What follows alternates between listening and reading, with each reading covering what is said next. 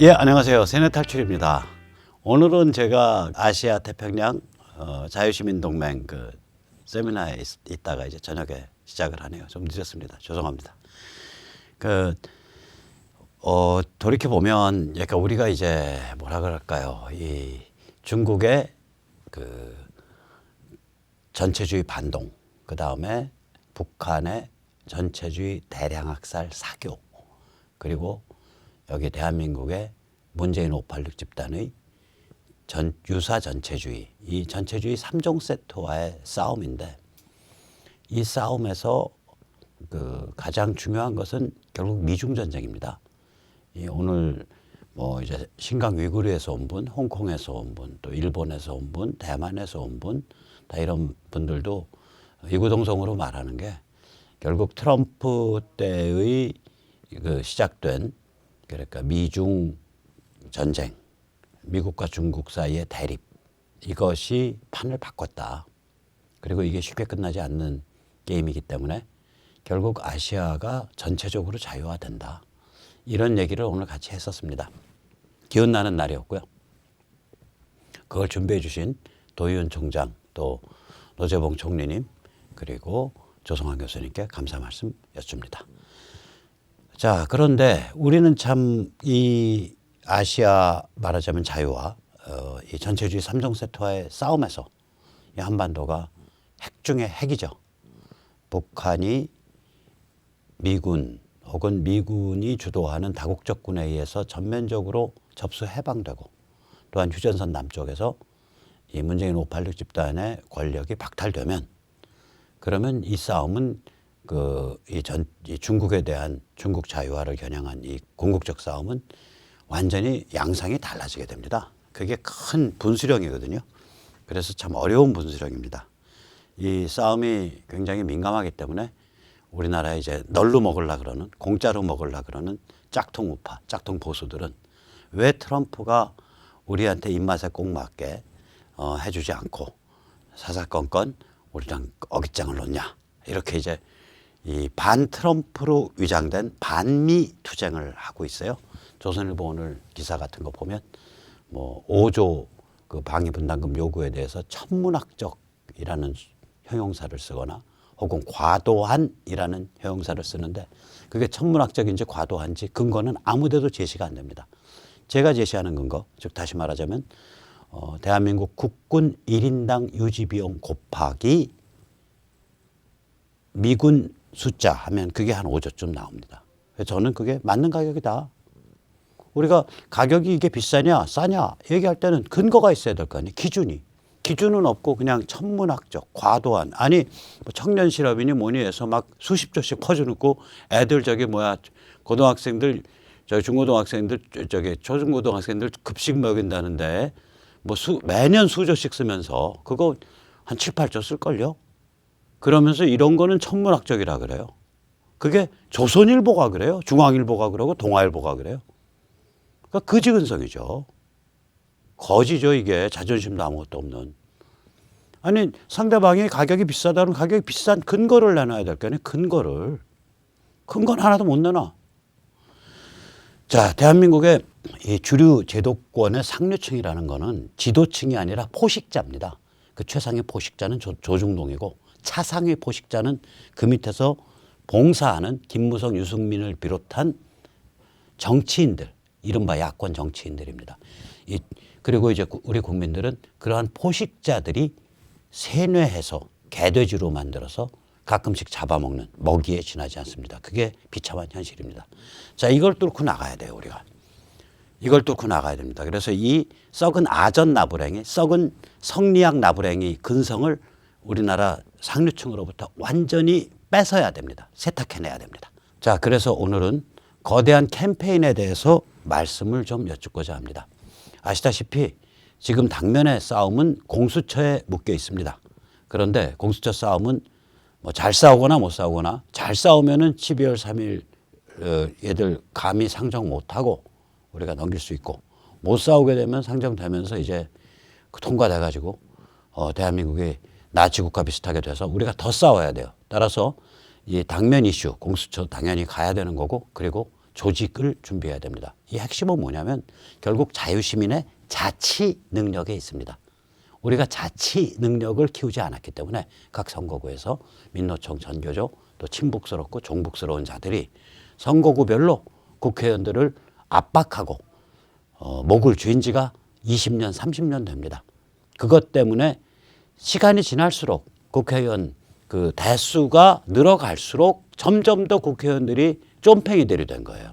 옛날 국회의원들은 안 그랬다 그러거든요. 그건 오랫동안 국회에서 근무해 본 국회 사무처나 혹은 보좌관, 오랜 생활 동안 여러 국회의원을 모시면서 일해온 보좌관들 얘기를 들어보면 쫌팽이들도 이런 쫌팽이들이 없다 이거예요. 어떻게 대가 거듭될수록 이렇게 쫌팽이가 됐냐.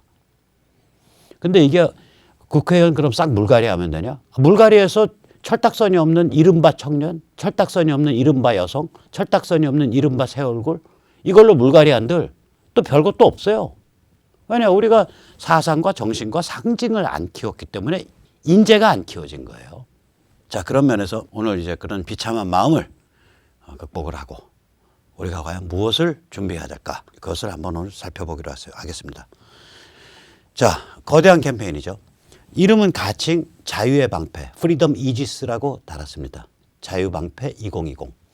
이지스는 그 함정 이지스, 그 이지스예요. 이게 그리스 신화에서 나오는 건데 제우스나 아테네가 들었던 방패라 그럽니다. 한번 흔들면 어마무시한 위협적 힘과 그 나팔 소리가 튀어나오는 그런 훌륭한 방패라고 합니다. 그래서 자유의 방패 2020 캠페인이고요. 이거는 뭐냐면 부정선거 방지를 위한 자유시민의 총궐기라고 말할 수 있습니다. 그래서 일단 급한 대로 저희 자유시민본부 이름으로 자료를 만들었습니다마는 자유의 방패 2020 캠페인은 자유시민본부도 그 n분의 1로 참여하는 거대 캠페인입니다. 그 내용을 한번 보시죠. 우리가 움직이면 부정선거를 막을 수 있어요. 이 부정선거에 대해서 두 가지 보통 얘기가 됩니다. 하나는 사전투표가 이게 부정선거가 많은 것 같다. 이런 이제 걱정 또 의혹이 굉장히 우리 사이에 많이 있고요. 두 번째는 그 전자개표가 부정선거가 많은 것 같다. 이런 걱정 의혹이 있습니다. 그 둘을 각각을 얘기를 하겠습니다. 이 사전투표는요. 원칙적으로는 사전투표가 없어져야 합니다. 이게 왜 그러냐면 우리가 투표일을 공휴일 비슷하게 그러니까 투표일을 비근무일로 투표일날 근무를 안 하는 날로 지정하고 있는 예외적인 국가입니다. 예를 들어서 일본 같으면 투표일이 일요일인가 돼요. 그리고 뭐 다른 나라들 보면 그 보통 주말에 하고 토요일 아니면 일요일 날 하고 쉬지를 않습니다. 따로 쉬는 날을 안 뽑아요. 미국 같으면 투표일이 보통 화요일인데 아예 안 쉬어요. 그러니까 투표일은 투표일대로 쉬게 하고 그리고 또 사전투표는 사전투표대로 받는다. 미국 같으면 웃기는 소리라 그러죠. 이거 미국은 특히 우리처럼 선관위가 친절하게 투표자를 다 사전에 등록해주고 이러질 않아요. 본인이 투표자로서 등록해야 돼요. 이게 왜 중요하냐. 문턱을 높여놔야 사람들이 나 투표할래 라고 하는 사람만 투표해라 이거야. 그래서 우리 그 흑인 인권운동, 60년대 인권운동을 촉발시켰던 거대한 사건이 미시시피에서 그 백인 KKK단이 흑인을 테러하고 또 그 흑인들을 지원하러 온 그 백인 그 대학생들을 테러한 사건, 그래서 죽인 사건이 큰 분수령을 이뤘는데 그때 왜 테러를 했냐? 야, 니까지 것들이 왜 투표자로서 등록하려 그래? 우린 등록 안 하잖아요. 나라가 다 알아서 해주잖아요. 선관위가. 거기는 등록하러 지가 찾아가거나 지가 우편으로 해야 돼요. 지 돈 들이고 지 시간 들여서. 투표일 날은 아예 쉬지도 않아요. 우리는 투표일 날 쉬게 해놨다고요. 따라서 사전투표는 원칙적으로 저거 없애야 됩니다. 국민이 거지냐 이거지. 노는 날에 굶주린 거지냐 이거지. 그러면은 사전투표한 사람은 투표일 날 근무해라 이거요. 사전투표한 사람은 투표일 날 근무했다라는 저걸 증명을 제출해야 돼. 근무할 것이다라는 확정 증명서를 제출해야 돼. 그래야 사전투표 자격이 생겨. 그래야 거지가 아니죠. 우리가 휴일에 굶주린 거지냐고요. 투표하라고 그날을 근무를 안 해놓고 해놓은 다음에 그 다음에 다시 또 사전투표를 또 해? 말이 안 되는 소리죠. 이거는 기본적으로. 그런데 자, 그러나 원칙적으로는 없어져야 되지만 지금 현행 국회가 사전투표 없앨 리가 없죠. 사람들은 다 달콤한 솜사탕을 좋아하니까 사전투표하고 투표일 날은 놀러 다니고 이게 이제 패션이 돼가고 있는데 국회의원이 인기 떨어진다고 어느 국회의원이 나서가지고 용감하게 사전투표 없앱시다. 이렇게 말할 국회의원이 한 명도 없죠. 그러니까 우리는 급한 대로 다음과 같은 7가지 임시조치가 필요합니다. 우선 제일 중요한 게요. 관외 사전투표인데 이 관외 사전투표라는 게 뭐냐면 전국 어디서나 어느 사전투표소에 가거나 되는 거예요. 예를 들어서 내가 제주도 사람인데 서울 고속버스 터미널에 있는 사전투표소에 가서 불쑥 사전투표를 할 수 있어요. 김포공항에 있는 사전투표에 가서. 이렇게 되면요. 이게 무슨 문제가 발생하냐면 투표지 문제가 발생을 합니다. 관리 문제가 발생해요. 이게 무지하게 힘든 문제가 됩니다. 왜 그러냐면 투표 용지를 현장에서 실시간 출력해야 되거든요. 현장 실시간 출력이 이게 과연 합법이냐 이거 굉장히 의심스러운 거예요. 왜 그러냐면 이게 선거법 151조에 보면 1항에서는 투표용지를 투표일 전날까지 투표소에 보내야 된다라고 돼 있고 6항에서는 사전투표는 현장에서 프린터로 출력한다라고 돼 있어요. 그럼 1항과 6항이 충돌한다고 이게. 이거 뭐랑 비슷하냐면 한국은행이 발권하는 화폐를 사용해야 된다. 그래 놓고 다른 법률에서는 급하면은 프린터로 돈 찍어서 쓸 수 있다. 이거랑 똑같은 거예요. 이게 유가증권보다 더 중요한, 화폐보다 더 중요하고 민감한 용지인데 이거를 현장에서 프린터로 발급해? 이게 말이 안 되는 거예요, 상식적으로. 이 관내 투표가 없어지면요, 사전투표를 하더라도 관내 투표만 하면 대개 그 수량이 추정이 되잖아요. 넉넉 잡아서 15%. 관내 투표인의 15% 정도 준비하면 되겠다. 왜냐면 뭐 사전투표율이 4%, 5%니까 오케이, 그거에 5배, 20% 준비하자. 그리고 혹시 모르면 이제 그 선관위에서 이제 재고를 쌓아놓고 있는 거죠. 그래서 어디가 저기 투표용지 부족해. 그럼 선관위에서 뿅 날아가면은 지방선관위는 보통 이제 시군구 단위로 있으니까 253개인가 있어요. 그러니까 날아가 봐야 1시간이면 날아간다고요. 차로 가면. 그래서 이건 그런 식으로 해결해야 된다. 즉 관내 사전투표만 해야 된다. 관외로 되는 순간 문제가 막 번지는 거예요. 이게. 관리를 못해요. 그래서 역대 사전투표를 보면 관리가 아주 개판이고 관리가 개판이니까 당연히 이거 부정이 낄 가능성이 높고 또 사람들은 부정이다라고 의혹을 제기한다고요. 그러니까 뭐냐면 준비될 때까지는 관외 사전투표는 하면 안 된다. 혹은 관외 사전투표는 이건 안 한다. 거기 선거법상 관외, 관내 이런 구별이 없거든요. 선거법 좀 확대 해석한 거예요. 보면 관외 사전투표가 가능하다 이런 게 없다고요. 관외를 하는 순간 이게 거의 부재자 투표가 되는데 부재자 투표는 관리가 돼요. 차라리 군대에서 뭐 대사관에서 영사관에서 뭐 이렇게 부재자 투표는 관리가 되는데 교도소에서 이거 부재자 투표도 아니고 전국에 약 사전투표소가 3천 몇백 개인데 3천 몇백 개에 흩어져 있는 전국의 사전투표소에서 어딜 가거나 전국 어느 선거구에 속한 사람이든지 투표를 할 수 있다. 큰일 날 소리죠, 이거는. 한마디로 큰일 날 소리입니다. 그래서 관외 사전투표를 일단 폐지해야 돼요. 저게 모든 문제의 출발점입니다. 그러면 지금처럼 관외 사전투표를 폐지하게 되면 투표 용지를 지금처럼 합법적 투표 용지, 즉 다시 말해 합법이라는 건 151조 1항에 맞는 투표 용지, 미리 출력되어 있는 투표 용지를 갖다 놓을 수가 있어요. 기존 사전 투표 용지는 발급 시점에 고유 번호를 부여해요. 근데 이 고유 번호가 그러니까 이때까지 한 사전 투표는 이 고유 번호가 1년 번호가 아니에요. 아무도 몰라볼 그냥 고유 번호예요. 퍽 아무 데서나 찍어낸. 그러면 이게 데이터베이스 상에는 충분히 추정이 되는 거예요. 이거 지금 이거 가지고 소송 붙어 있는데 선관위가 납득력 있게 지금 저걸 못 하고 있어요. 반박을 못 하고 있어요. 그 고유 번호랑 이 사전투표 용지를 받아간 사람을 매칭시키면은 누가 뭘 찍었는지를 알게 돼 있는 거예요. 다시 말하자면 그 비밀 투표 원칙을 어긋나게 돼요. 왜 그러면 관외 사전투표를 하게 되면 이게 투표용지에는 어느 선거구가 정해져야 되는데 전국 선거구가 수백 개가 되니까 이거 수백 개 용지 일일이 다 보관할 수가 없잖아요. 그 예를 울릉도에 사는 사람이 툭 서울에 나타나서 사전투표할 수 있단 말이에요. 그래서 관외 사전투표를 하게 되면은 결국은 현장 출력을 하게 되고 현장 출력을 하는 것 자체가 기존 투표용지에 관한 법조항과 충돌을 일으키고 두 번째 이 현장 출력하면서 일단에는 관리한답시고 고유번호가 같이 프린팅 되는데 이 고유번호 프린팅 문제가 비밀투표랑 충돌이 돼요. 그래서 이것도 그러기 때문에 이걸 전부 기존 투표용지를 쓸 수 있는 방식의 사전투표가 돼야 된다. 그래서 또 하나는 뭐냐면 이 고유번호가 보세요. 자, 참관을 하는 사람 입장에선 우리 사전투표소에서 623명이 사전투표를 했어. 오늘. 오케이? 그런데 우리가 받아온 투표용지는 1200개야. 그러면 577장이 남아 있어야지. 시리얼 번호로 딱 재갖고 그게 나와야 되잖아요. 시리얼 번호 몇 번서부터 몇 번이 나갔고 몇 번 이후가 남아 있다. 그거가 안 되는 거예요.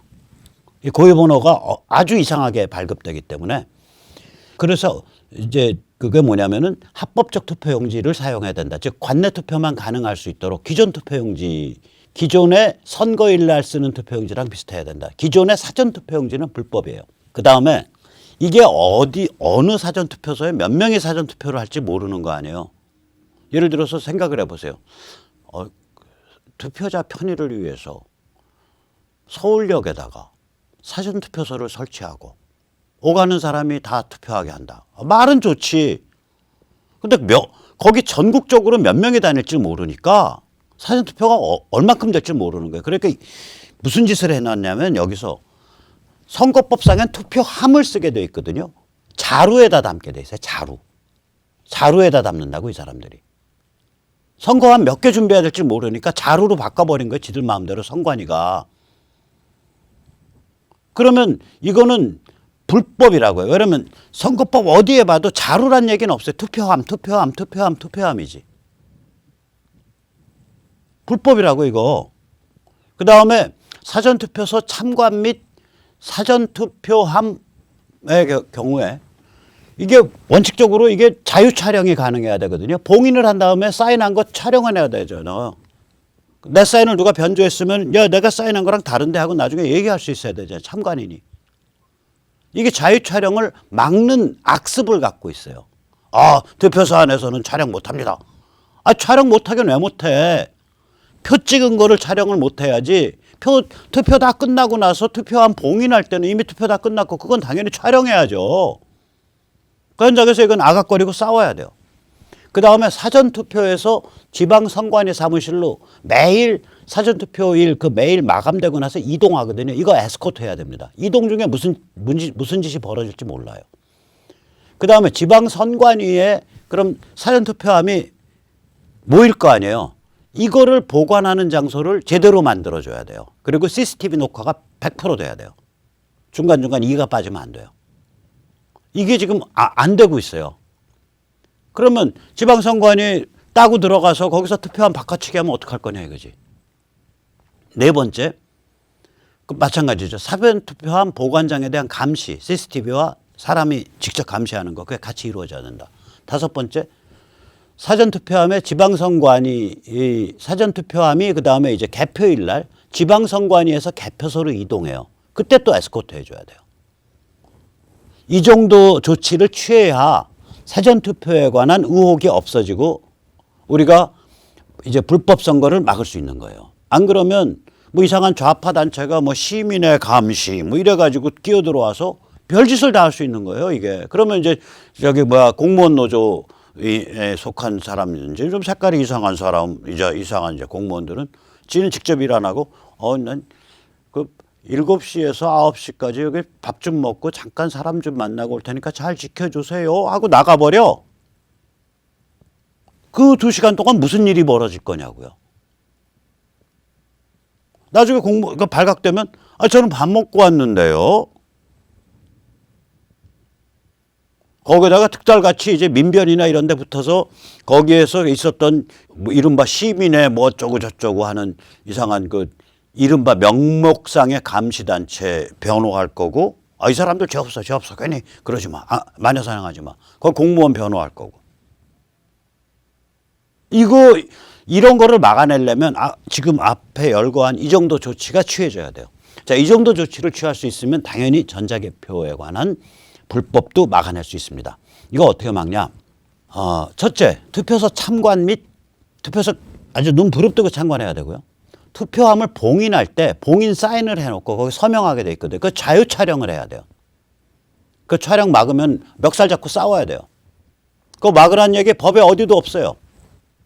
투표소 안에 촬영 못합니다. 기껏해야 그 소리 할 텐데 투표 끝났는데 왜 촬영 못하냐고. 봉인을 촬영하겠다는데. 두 번째는 뭐냐면 투표소에서 개표소로 이동하는 차량을 에스코트 해야 돼요.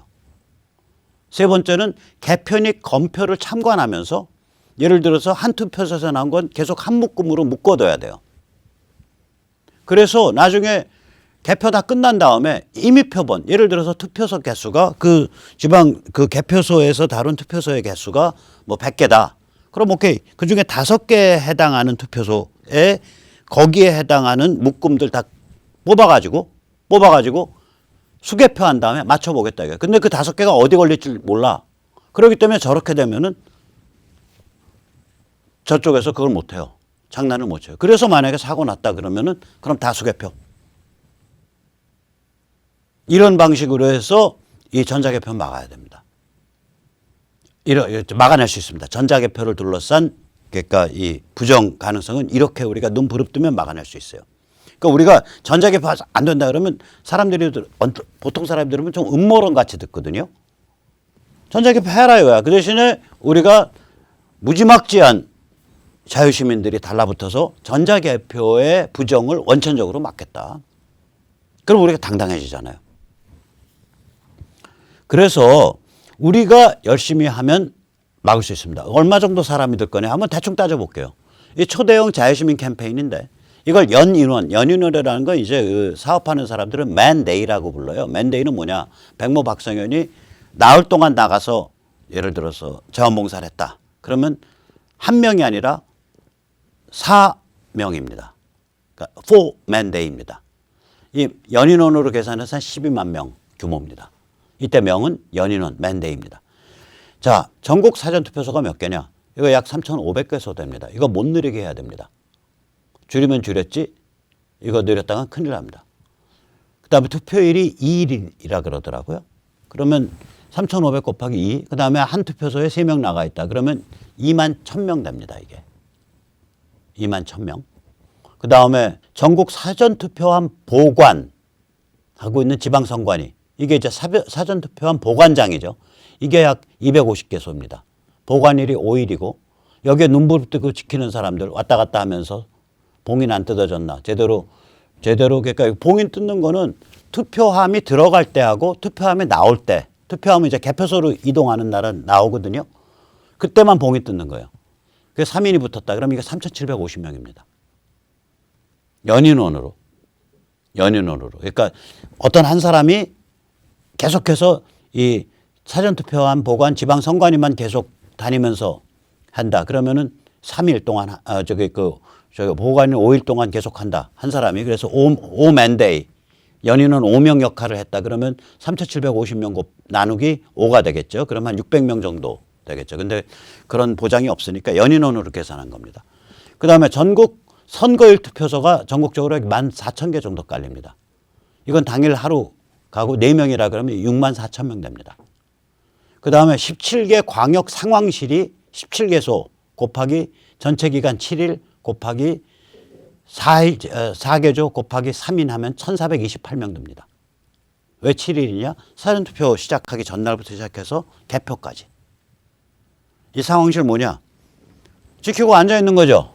그래서 어디서 현장에서 저기 상황 이상한데요? 촬영 못하게 하는데 그러면 이제 전화 딱 받아서 야 이 개땡땡 같은 니마 너 공복이야? 아니면 너 간첩이야?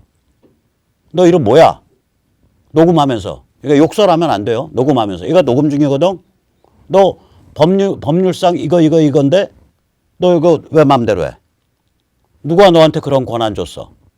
투표 다 끝났잖아. 왜 촬영 못하게 해? 투표지 촬영하는 거야? 아니잖아. 봉인을 촬영한다는 거잖아. 이러면서 싸워주는 상황실에서 필요하면 바로 튀어들어가고. 그런 꼼짝 못합니다, 이거. 그것도 일부러 보란 듯이 지방선관위 사무소 바로 앞에다 차려놓는 거예요. 그거 돈 드냐? 돈 안 듭니다. 왜 안 드냐? 집회신고 내고 텐트 치면 돼요. 내년 4월이면 견딜만 합니다. 텐트값 하나, 그 다음에 저거 하나, 그리고 주변에서 말해가지고 전기 끌 수 있으면 다행이고 전기 못 끌면은 발전기 하나 빌리면 됩니다. 그래서 발전기 사면 나중에 캠페인 할 때 또 다른 캠페인 할 때 쓰니까 발전기 사면 발전기 256대 사람들이 출연해서 사면 발전기 한 대 저건 1.6kW짜리 혼다 무소음 사면 되기 때문에 100만 원이면 삽니다. 요새. 그거 돈 출연 못 하겠냐고요. 사람이 수십만이 모였는데. 당연히 출연 가능하죠. 그 다음에 이제 전국 상황실 일개소 해야죠. 이거는 서울 중앙선관위 있는 아마 인의동일 거예요. 그 저기 종로가 뒤에. 그런 데다가 전체 기간 7일 동안 5명 근무하면서 전국적으로 뛰는 거죠. 그리고 이거는 계속 유튜버들이랑 연락하고 어디 가서 취재해라. 어디 이상하다. 가서 이거 폭로해라. 이게 140명 정도 들어갑니다. 7일 4개조 5인이니까. 그리고 예비를 무려 3만 명 정도 둡니다. 이렇게 했을 때 연인은 12만 318명입니다. 이 정도 우리가 캠페인을 벌리면 부정선거를 막을 수 있습니다. 왜 이게 중요하냐? 자, 지금 자유한국당 대표 황교안이라는 사람 보세요.